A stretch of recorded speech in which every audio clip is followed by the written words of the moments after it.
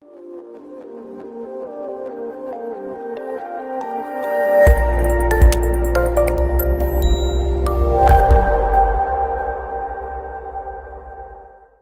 Black Hat community, thank you for giving us an opportunity to speak at Black Hat USA 2020. Today we'll be tackling the topic of building cybersecurity strategies for emerging industries in Sub-Saharan Africa. I'm Tich, and I'll be speaking alongside Evelyn Kilel. We are the co-founders of She Hacks KE, which is a community of women in cybersecurity in Kenya. We have different programs for our women where we bring together learners and experts to share their knowledge and experiences through webinars, boot camps, or mentorship.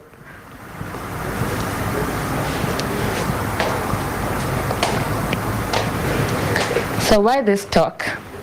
Towards the end of last year and the beginning of this year, we were trying to come up with a curriculum for our community members.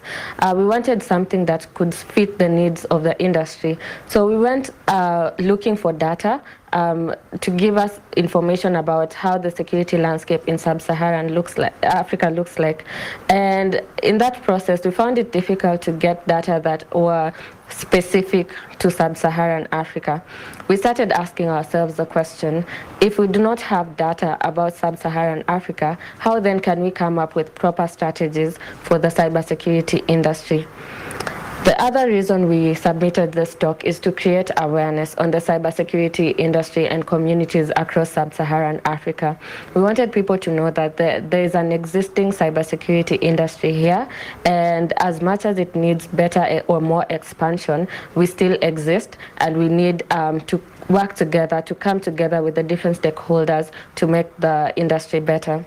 And the third reason is to encourage professionals in Sub-Saharan Africa, professionals and enthusiasts. So we wanted people to see that there's an existing community and the industry needs more professionals. So we want to encourage more people to try join the industry, to join communities in cybersecurity in Sub-Saharan Africa, and to work together to build this industry.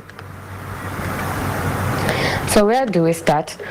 We came up with 4 questions that could help us come up with a curriculum.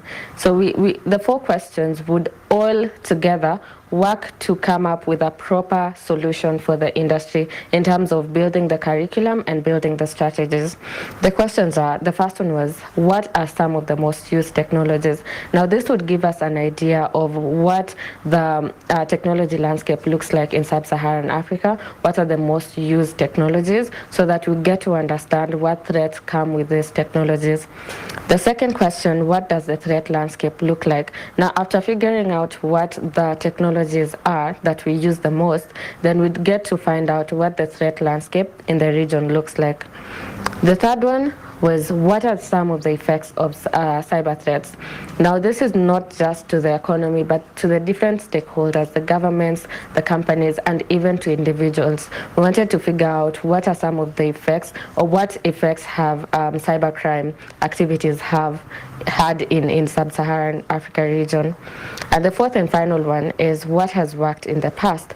Because we do not want to come up with strategies from scratch, we are going to repurpose the activities that have worked in the past, or the solutions that have worked in the past. So we are going to discuss all these 4 questions in detail as we go by. I now welcome Eve to take us through the threat landscape in Sub-Saharan Africa. Thank you. Thank you, Laura, for kickstarting the presentation. My name is Evelyn Kilel once more, and I'll be taking you through the cyber threat landscape in Sub-Saharan Africa.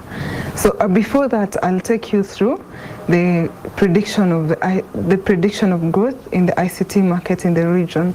So the total Sub-Saharan ICT market is predicted to grow from 95.4 billion in 2020 to 104.2 billion by 2023. So this is due to the rapid digitization and falling costs of the ICT markets. So the key areas of growth in the region is mobile. The key areas of growth in the region is mobile money, why has it penetrated the Sub-Saharan Africa is because of the unbanked population in the region that are able to access the different finances through mobile money platforms. So the key example of mobile money penetration in the region is M-Pesa, which is the leading in Kenya, and it has more than above 30 million consumers in the region. Additionally, there are new other technologies that are being adopted in the region. One of them is cloud technology, which is highly adopted by the small, medium enterprises. Why cloud technology for these small, medium enterprises? This is because of the ease of use of the cloud platforms that we have. So also to that, there are new other technologies. One of them is blockchain and big data. These new technologies introduce new threats and vulnerabilities, which ensures that, which is an indicator that we need to build a better and robust cybersecurity frameworks to support in the new vulnerabilities that are introduced by the new technologies that these markets consume. So additionally to that, most organizations have not really considered the cybersecurity impact in the region. That means there's need to have more investments for cybersecurity in the region. With regards to that, I let Laura to take over the common threats in Sub-Saharan Africa. So Eve has taken us through what the threat landscape looks like in Sub-Saharan Africa. Now we're going to talk about the threats that are common in the region. An organization called Seriano came up with data that showed that the most commonly targeted industry in the region in terms of cybersecurity are government and the banking sector. Now, Eve has talked about the mobile money market in the industry. There's an 82% penetration of mobile money in the Sub-Saharan Africa region. And with this came the installation of new ATMs because people needed to convert the money, the digital money, into physical cash. Now, this brought about other new threats or attacks in that sector. Now, most countries in the region have taken advantage of mobile telecommunications to expand their businesses, and attackers are using this as an avenue to get money and to get sensitive information from these people. Now, one of the common attacks are, of course, social engineering. You've heard of the Sakawa boys or the famous Yahoo boys, the Nigerian prince, where they manipulate people into giving them sensitive information and, most importantly, money. Now, the same threats are common in the region where in like the M-Pesa case, you get someone calling you pretending to have sent you money, and then they ask for a refund. Now, for most people, or for most mobile service providers, they have services that allows money to be refunded without the customer actually refunding it back themselves. But most people are not aware of this, and they end up sending back money that wasn't sent to them in the first place, and that's how people end up losing money. Another common threat is SIM swap. Now, this is especially common to people who use mobile money, which, as I said, are very many people in the Sub-Saharan Africa region. How this works is that someone social engineers you by sending you phishing links, and you end up giving them your sensitive information, mostly your passwords and PIN and other identification. Now, using this identification, they take or steal your information and then call the mobile service provider, asking them to block this SIM card, and they say, I am the owner of this SIM card, these are my registration details, and they give all these details that they have stolen from the victim, mainly their identity, their pins and passwords, and all this other identifying information. Now, having this information, the mobile service provider will know that this is a legitimate case of someone who's lost their SIM card or who's lost their phone. So they end up blocking the number of the person who's the legitimate owner of this number. And then the attacker, who now has the new number, uses this new number to generate one-time passwords. And with this one-time passwords, they're able to get into the victim's banking, online banking, and steal cash from them. Now, that is one way that attackers can get money from unsuspecting clients. The other way, or one of the other common threats, is internal fraud, which is more common in the banking sector as well. Here, usually employees of banks or even mobile service providers work with outside attackers, and they liaise and they end up stealing money from victims. They mostly target deceased clients who may not, someone may not be able to follow up with this person's money, and that's how money is lost in the banking sector.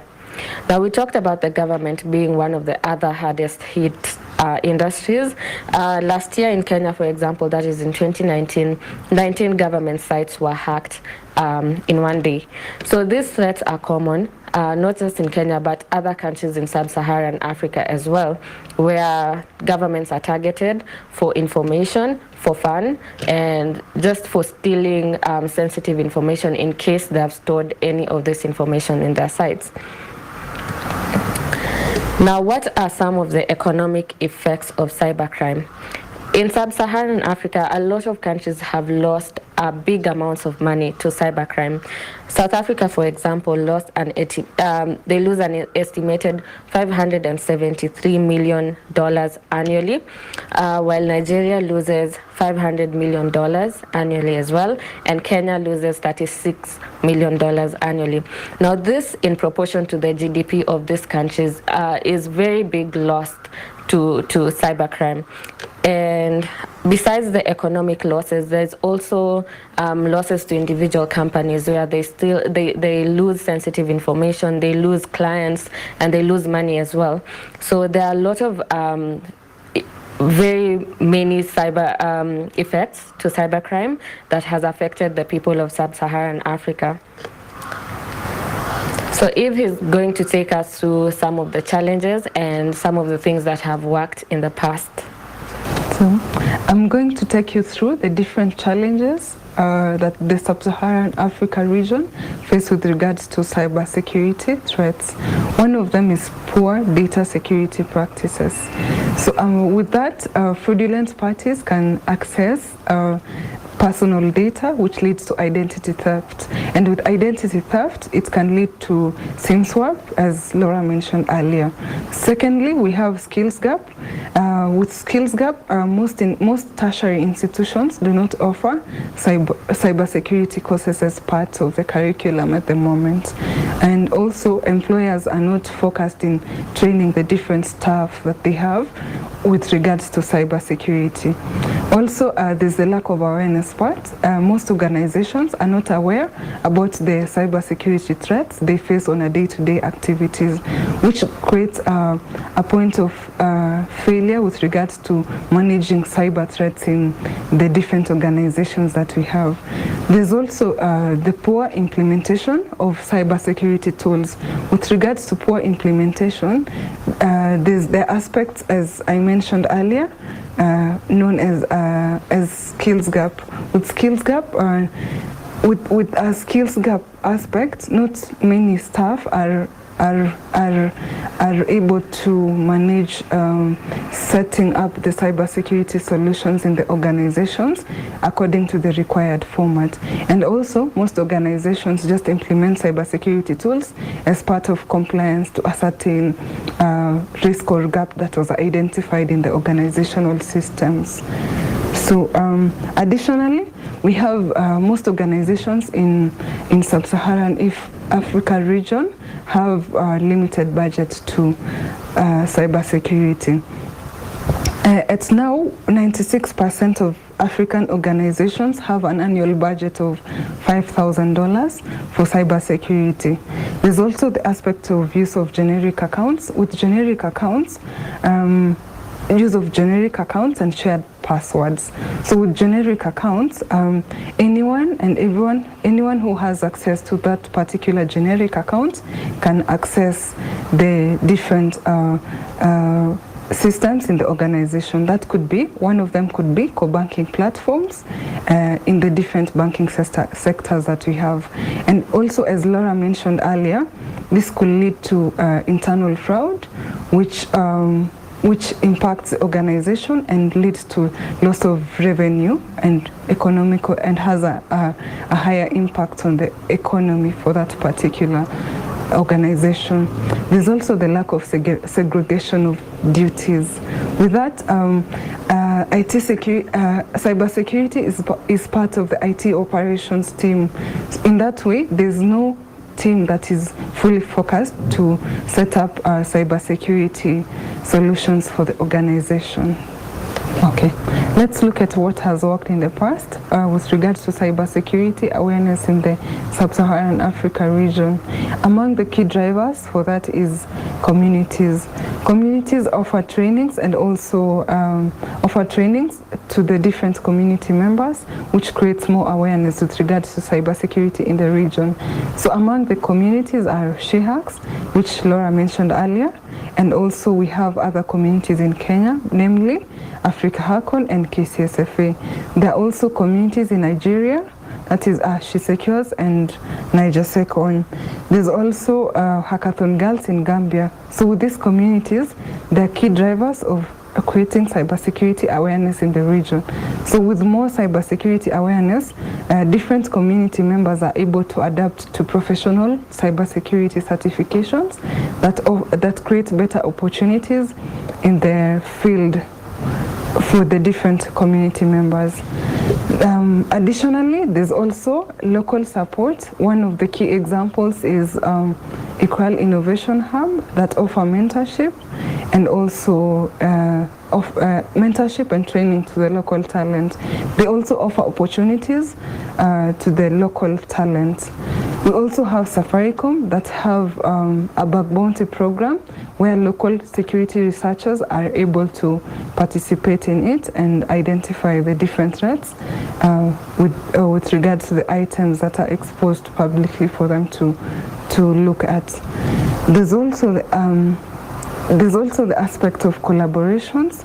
So with regards to communities, we have local collaborations with the different communities in the region. There's also an example of cross-continent collaboration. One of the key examples is Opcode, who have really supported different communities in Kenya and also in Somalia. Other key drivers are conferences, and in Kenya last year we had annually we have conferences that partake the aspect of creating more awareness with regards to cybersecurity in the region. So last year SheHacks had Hackfest that created more awareness to different members in the community. We also had Africa Hackon, which is an annual conference also. Additionally, outside the Kenyan region, we have other regions like Nigeria, who normally have Niger Secon annually to bring together community members and create more awareness with regards to cybersecurity. Yeah. There are also locally built tools. One of them is Mara Framework that was developed by Christian, and that is mostly focused on mobile security testing. We also have OWASP Top 10 vulnerability scanner that was developed by one of the security researchers called Munir in the region. We also have a security scanner for big F5 big IP devices, F5 notably by one of the security researchers in Nigeria by the name Rotimi. There are also regulatory bodies that provide guidance with regards to cybersecurity and the key elements that different organizations have to comply with. One of the key examples in the Eastern Africa region is central banks. Central banks offer regulatory guidelines to the different banking institutions. So the different banks in the region are required to do an annual security and IT audit for those organizations. Yeah. So with regards to that, this creates a better landscape, a better and robust cybersecurity posture in the region. So I now welcome Laura to take us through how we can make the different solutions in the region better. So now that we have looked at some of the things that have worked in the past, how can we make these solutions better? So in the beginning of this presentation, we mentioned the 4 questions that we came up with to try and figure out how we can create strategies, create curriculum for the cybersecurity industry in Sub-Saharan Africa. We talked about the threat landscape in the region. We looked at some of the technologies that are most used in the region. We also looked at things that have worked in the past. So how do we make these solutions better? The first way or the place to start is to have more conversation, which is what we are actually doing now with this conference. We are trying to reach out to more stakeholders, namely governments, education institutions, the different experts, cybersecurity experts that we have in the region, and policymakers as well. We are trying to have these conversations with them on how can we further develop the cybersecurity industry in the region. The second thing is investing in more research and development. This is in terms of the data that we need in order to come up with better solutions, and also the tools that we need. Eve talked about some of the locally built tools like the MARA framework and the OWASP web application testing framework that were developed by members of the community. So we need more research and development in terms of the tools and the solutions that can work in the region. Also, supporting regional talents is one way that we can make the cybersecurity stronger in this region. So we talked about how Kilel Innovation Hub supports local talent by providing mentorship and also opportunities for them. So we need more organizations, local organizations, to support local talent.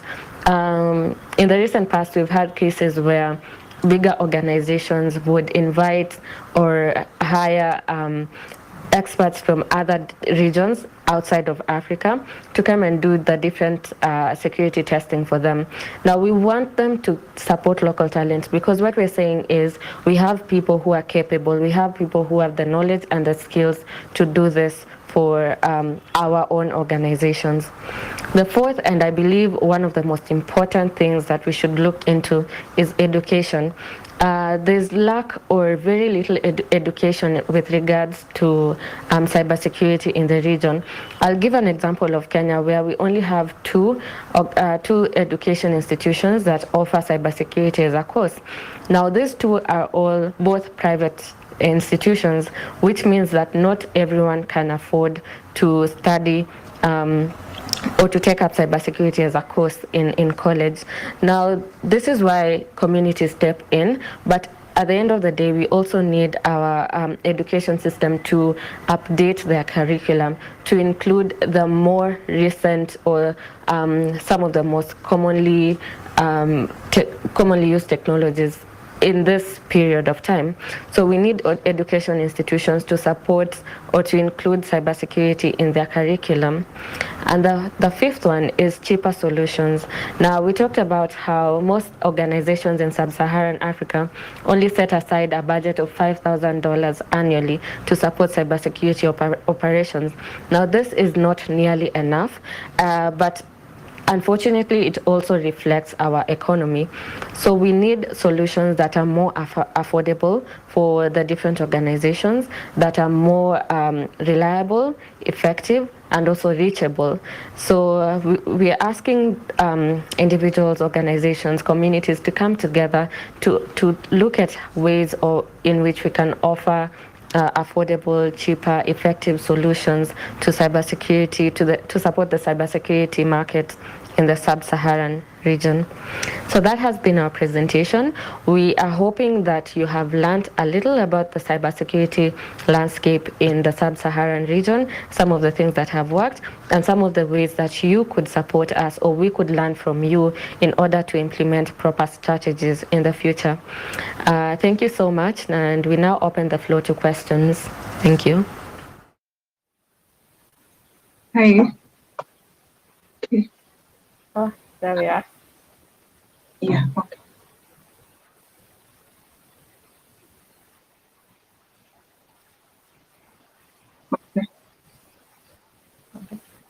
Thank you so much, guys, for attending our session today.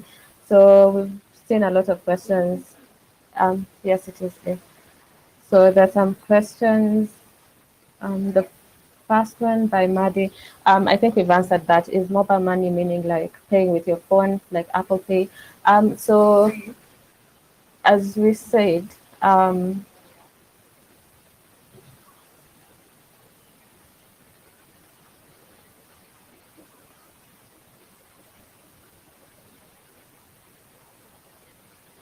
you so much for attending our session today. There was also a question on can you provide examples of solutions that leverage to protect consumers by using M-Pesa? I think we answered that.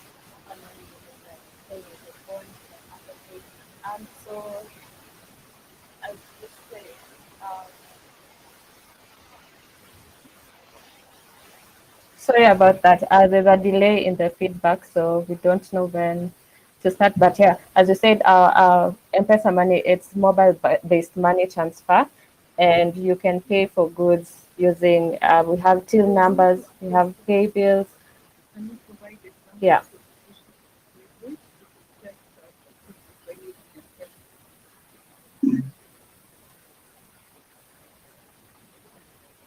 Okay.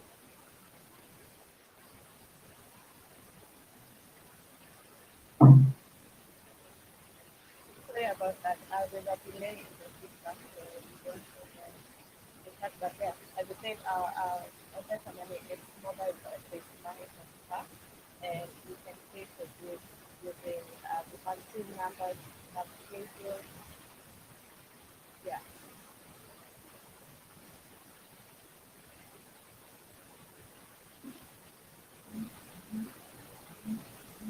Can you hear us too? Yes, if you can go ahead.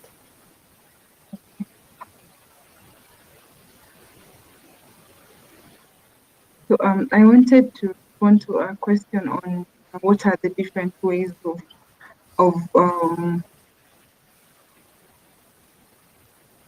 how we protect consumers while using M-Pesa. So we have two concrete ways. One is a platform called Hakikisha, which means it gives you a platform to confirm the person you're sending money to or you're transferring money to. This enables someone to confirm exactly that the person, the recipient of that particular amount is the same person that they are intending to send to. There's also, if by any chance you send money and it's already been transferred to a wrong number, the support number 234 that you send particular transaction that is wrong.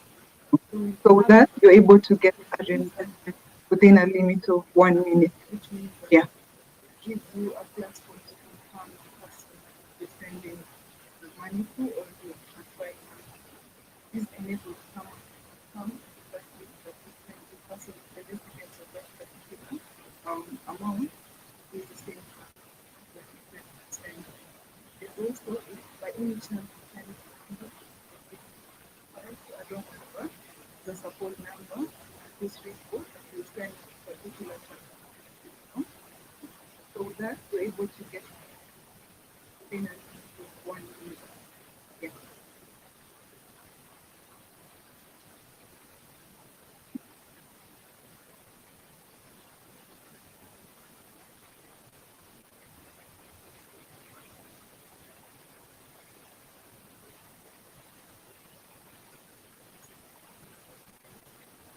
There was also a question with regards to 5,000 the budget. So we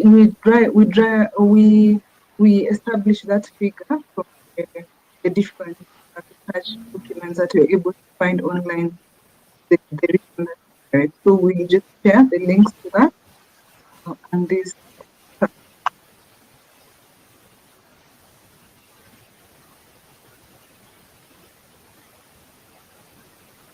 Yeah, so there's the question of, does the use of open source security tools help with the needing cheaper tools problem? Yes, there's that, and it does help a little bit. Um, it does help a little bit, but some of these tools are not really helpful to what we do sometimes. So we talked about the Mara framework and how it's we use it for mobile application security testing, and we talked about some of the other tools that were developed by the OWASP community in Kenya. So these tools are very helpful, but sometimes they're limited in terms of what we can achieve using them. Yeah.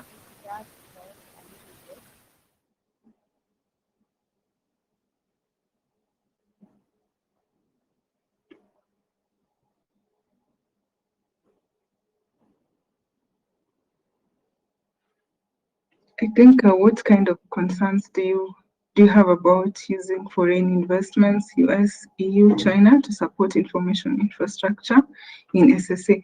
I think with regards to that, there is already way, an ongoing conversation with the different organizations like Huawei, Cisco, to support us on the different defense mechanisms that we have in the region. And most of us are consumers of the products that they have to create a defense in the platforms for the different organizations. Yeah.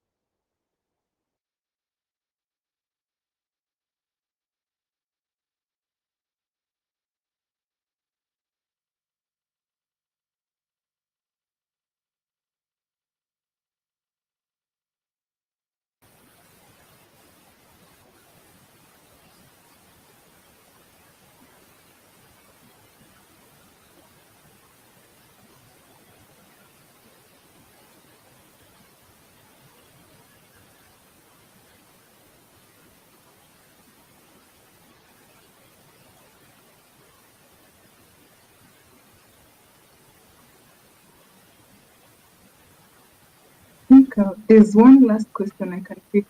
What fraud controls are in place for for the electronic money transfer? So for that one, there's always a cap for the different transactions that different consumers are supposed to. So if it surpasses that cap, there's always an element of fraud that is detected. There's also the element of, let's say, a consumer transacts more than um, more than 5 to 10 transactions with the same amount in the same time. So in that way, you're able to pick a fraudulent activity from the different.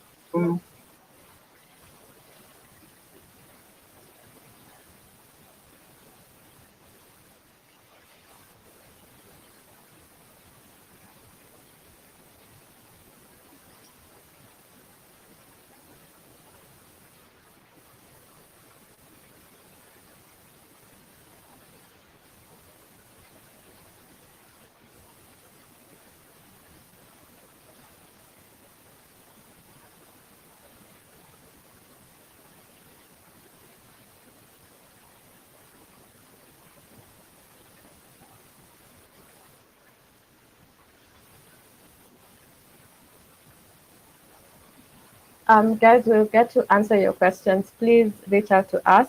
I'll leave out our Twitter details so that we can finish up this conversation. We're going to wrap up now. We only have a few seconds left. But yes, that's our Twitter handle. And I'll share Eve's as well.